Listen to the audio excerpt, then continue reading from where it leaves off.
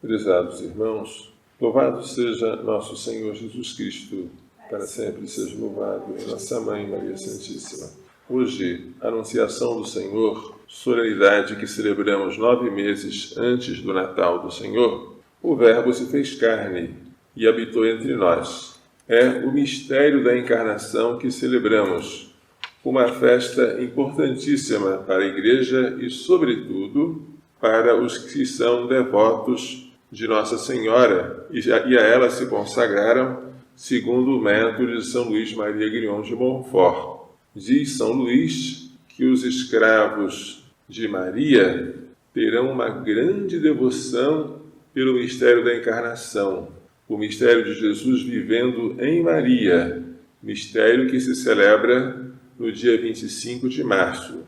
A primeira leitura trata da profecia de Isaías a Acaz. Acaz era um rei mau, ameaçado pelos reis de Arã e Israel, que queriam tomar a cidade de Jerusalém e já tinham escolhido alguém para ocupar o trono de Acaz. Acaz não recorre a Deus. Acaz imola o seu próprio filho aos ídolos. Acaz recorre a alianças estrangeiras, mas não crê no Senhor. O profeta vem para propor a Acaz que creia e propõe a ele que escolha qualquer sinal, seja da profundeza da terra ou das alturas do céu, um sinal da presença de Deus, da proteção de Deus, um sinal que servisse de motivo para ele crer. Mas Acaz, com falsa piedade, diz: não pedirei, não tentarei o Senhor. O que Acaz temia é que, pedindo o sinal fosse dado e ele fosse constrangido a confiar em Deus e assim abandonar as seguranças humanas. Ele não queria isso. Isaías percebe a falsidade, a simulação de Acaz e diz: ouvi vós, casa de Davi, achais pouco incomodar os homens? Quereis aborrecer o próprio Deus? Pois bem, o próprio Senhor vos dará um sinal. Esse será um sinal de que, apesar das ameaças políticas, o trono de Davi permanecerá para sempre. Um herdeiro se sentará sobre este trono. Qual é o sinal? Eis que a Virgem conceberá e dará à luz um filho, e lhe porá o nome de Emanuel, que significa Deus está conosco. Este sinal, no sentido pleno, se deu quando a Virgem Maria concebeu por obra do Espírito Santo, porque aquele que ela concebeu foi um descendente de Davi e veio para sentar-se no trono de Davi. O Salmo 39, que é citado pela segunda leitura, a carta aos Hebreus, fala que o Senhor não aceitou sacrifício, oblação, ofertas, holocaustos, nada disso o Senhor quis. Mas, então o salmista disse: eis que venho, com prazer faço a vossa vontade. O que é isso? Explica a carta aos Hebreus: é impossível eliminar os pecados com o sangue de touros e bodes. Por isso, quando Cristo entrou no mundo, ele afirma, agora ele cita o Salmo 39, tu não quisestes vítima nem oferenda, mas formaste-me um corpo capaz de servir de vítima, servir de oferenda, para substituir os sacrifícios antigos. Não foram do teu agrado holocaustos, nem sacrifícios pelo pecado, por isso eu disse, eis que venho. No livro está escrito a meu respeito, eu vim, ó Deus, para fazer a tua vontade. Portanto, Jesus veio para abolir os sacrifícios antigos, que são ineficazes, e para estabelecer o segundo sacrifício, o sacrifício de si mesmo ao Pai, que se deu uma vez por todas de maneira cruenta sobre a cruz, e que se dá de maneira incruenta a cada vez que celebramos a Santa Missa.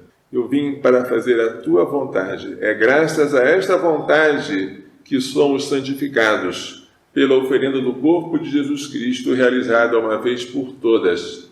Mas para que Cristo tivesse um corpo, ele, que sendo Deus, é puro espírito, era necessário que ele se encarnasse, que ele assumisse uma natureza humana no seio de uma mulher por obra do Espírito Santo.